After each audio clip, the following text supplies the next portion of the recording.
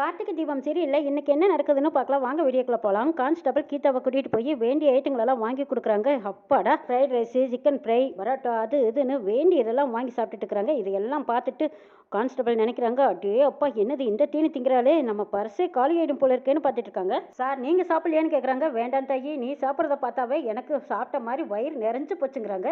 Sir நீங்கள் பார்த்தா எனக்கு வயிற்று வலிக்கும்ல, வேர்க்க வேர்க்க சாப்பிட்றேன் பாருங்க. நீங்கள் சாப்பிடாட்டி போங்க, நான் சாப்பிட்றேன்னு சாப்பிட்றாங்க கீதா. கார்த்தி அங்கே பாரு, அந்த அக்கா எத்தனை ஐட்டம் வாங்கி வச்சு வெட்டுன்னு வெட்டுது பாருங்கிறாங்க.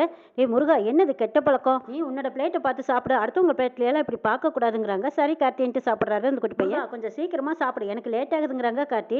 இங்கே பாரு கார்த்தி, எனக்கு சின்ன கை சின்ன வாய், நான் கொஞ்சம் கொஞ்சமாக தானே சாப்பிட முடியுங்கிறான். சரி சரி சாப்பிடு முடிஞ்ச வரைக்கும் சாப்பிடுங்கிறாங்க. என்ன சாப்பிட்டது போதுமா, இன்னும் வேணுமான்னு கேட்குறாங்க. இன்னும் கொஞ்சம் வயிற்றுல இடம் இருக்குது, சரி இருந்தாலும் போக குறைச்சிக்கிறேன், அப்புறம் பார்த்துக்கலாங்கிறாங்க.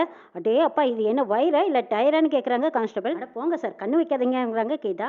பில்லை கொண்டு வந்து கொடுக்குறாங்க. பில்லை கட்டிட்டு கீதாவும் கான்ஸ்டபிளும் கிளம்பி போகிறாங்க. வெளியில் போனதுக்கப்புறமா என்ன இவ சாப்பிட்டாலான்னு கேட்குறாங்க இன்ஸ்பெக்டர்.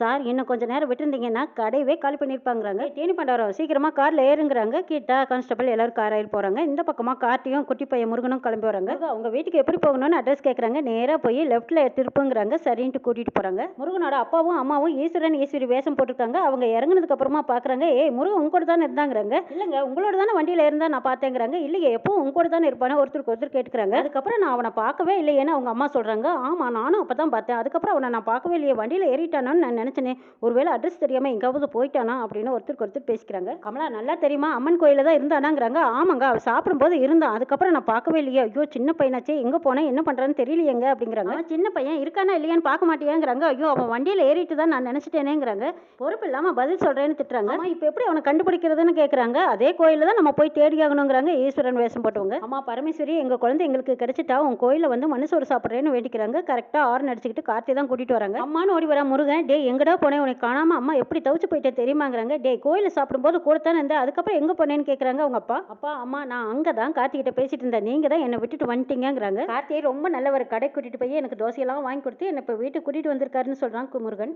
இதுக்கு எதுக்கு நன்றி சொல்கிறீங்கிறாங்க கார்த்தி. இல்லை சார், நீங்கள் உங்களை பார்த்தா பெரிய எடுத்து பையன் மாதிரி இருக்கு, குழந்தைக்கு தோசையெல்லாம் வாங்கி கொடுத்து வயிறு நிறைய சாப்பிட வச்சு திரும்பவும் வீட்டுக்கு கூட்டிட்டு வந்திருக்கீங்கல்ல, உங்கள் பெருந்தன்மையை எப்படி பாராட்டுறதுன்னு தெரியலங்கிறாங்க. ஒரு நல்ல மனசு வேணும் சார். இவனை காணாம ரொம்ப துடிச்சு போயிட்டேன்னு தெரியுமாங்கிறாங்க. ஆமா, நம்மளுக்கு பிடிச்சவங்க காணாம போயிட்டா மனசு துடிக்கும்ல அப்படிங்கிறாங்க கார்த்தி. ஆமா சார், ரொம்ப துடிச்சு போயிட்டோம், இப்ப பார்க்க முடியும், ரொம்ப சந்தோஷமா இருக்குதுங்கிறாங்க. அப்பா கார்த்தியும் ஒரு முக்கியமான பொருளை தொலைச்சிட்டு தான் கோயிலுக்கு வந்திருந்தான்னு சொல்றாங்க முருகப்பைய.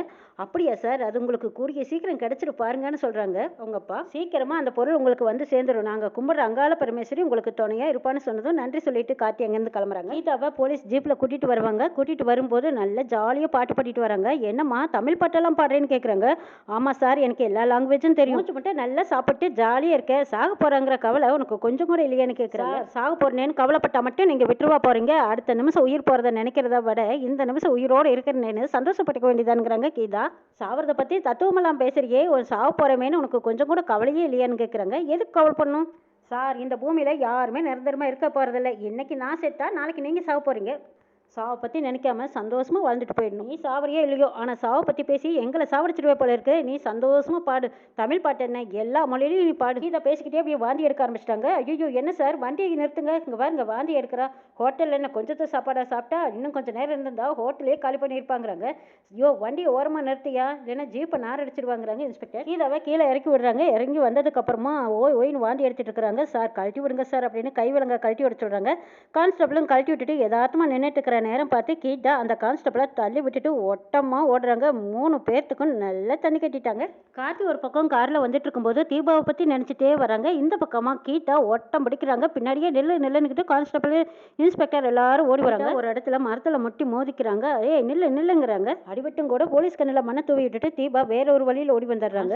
எங்க போனானே தெரியலையே, இந்த இருட்டில் தேடவும் முடியல, எங்க தான் பதுங்கி இருக்கான்னு தெரியலையேன்னு அவங்க ஒரு பக்கம் தேடிட்டு இருக்காங்க. தலையை பிடிச்சிட்டு அப்படியே மயங்கி விழுந்து சரிஞ்சு சாஞ்சிடுறாங்க. கார்த்தி கார் வந்ததும் டக்குன்னு நிறுத்திட்டு யாரு ஒரு பொண்ணு விழுந்திருக்காங்களே அப்படின்னு சொல்லி இறங்கி ஓடி வந்து அப்படியே ஹலோ யாருங்க நீங்கன்னு முகத்தை பாக்குறாங்க. பார்த்ததும் ஆச்சரியம் தாங்க முடியல. தீபாங்கிறாங்க. கார்த்தி ஒரு ஹாஸ்பிட்டல் கூட்டிட்டு வராங்க. டாக்டர் அம்மா செக் பண்ணி பார்த்துட்டு என்ன பேஷண்ட் உடம்புல எல்லாம் காயமா இருக்குங்கிறாங்க.